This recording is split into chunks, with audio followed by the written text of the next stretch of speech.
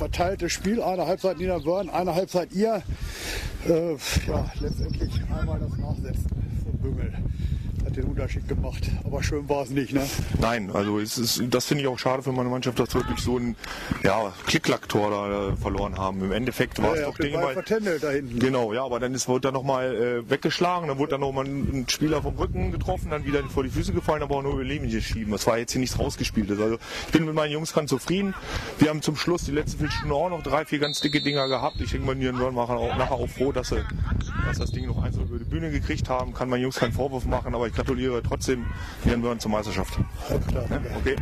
Wie froh bist du, dass das vorbei ist? Ja, sehr froh, auf jeden Fall. Also wir haben gebettelt, dass wir das 1:1 kriegen, weil wir unsere Torchancen nicht nutzen, 20 Meter vor dem Tor so eigensinnig spielen. Also heute war es grauenvoll. Typisches Derby, denke ich, viel Krampf und Kampf, aber ich bin froh, dass wir gewonnen haben, auf jeden Fall. Ja, ihr habt in der ersten Halbzeit schon ständig mit langen Bällen operiert, du hast immer reingeschrien.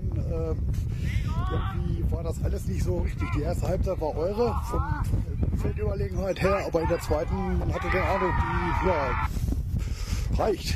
Ja, die Jungs haben gesehen, der Gegner spielt nur mit langen Bällen. Wir haben es 3, 4 Mal in der ersten Halbzeit, hat es geklappt. Und dann haben wir gedacht, das spielen wir nur noch mit langen Bällen. Und Fußball war überhaupt nicht zu sehen, hat auch keinen Spaß gemacht zuzuschauen. Ich habe mich tierisch aufgeregt, aber solche Spiele muss man mal gewinnen. Wir haben gegen Aue 2-2 gespielt, heute gewinnen wir 1-0. 3 Punkte, für uns reicht. Alles klar, danke.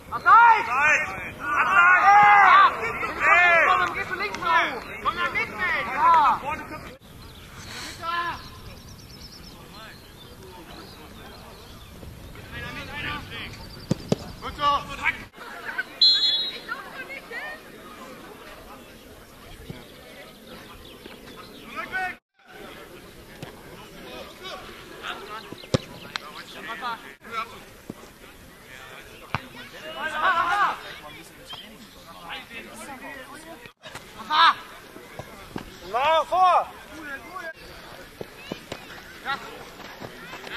Halt, 1-4! Jetzt ganz